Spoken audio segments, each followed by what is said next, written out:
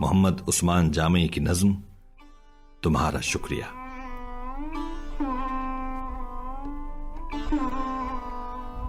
मुल्क में फैली वबा और इस सूरत में डॉक्टर्स, नर्सेज, तिब्बी अमले, रजाकारों, मीडिया के नुमाइंदों और हर उस शख्स के लिए नज्म जो कोरोना के खिलाफ जंग में मसरूफ है।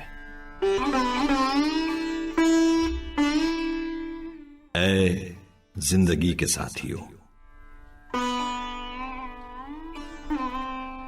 हयात के सिपाहियों,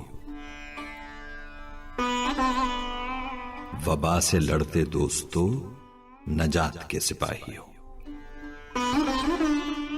हवा की जद में आए वो दिए बजा रहे हो तुम, अंधेरा फैलता है और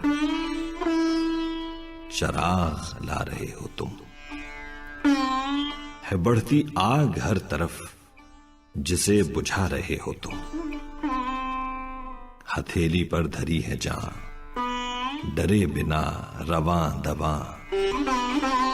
ये जज्बा कितना पाक है, हो जैसे सुबह की अज़ां।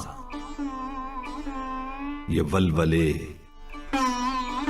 ये हौसले कभी न हो गिराएगा। सदा हर एक दिल से है उठी तुम्हारा शुक्रिया। सभी लबों पे विर्द है यही तुम्हारा शुक्रिया। पुकारती है ये गली गली तुम्हारा शुक्रिया। तुम्ही से तो है फख्रे आदमी तुम्हारा शुक्रिया।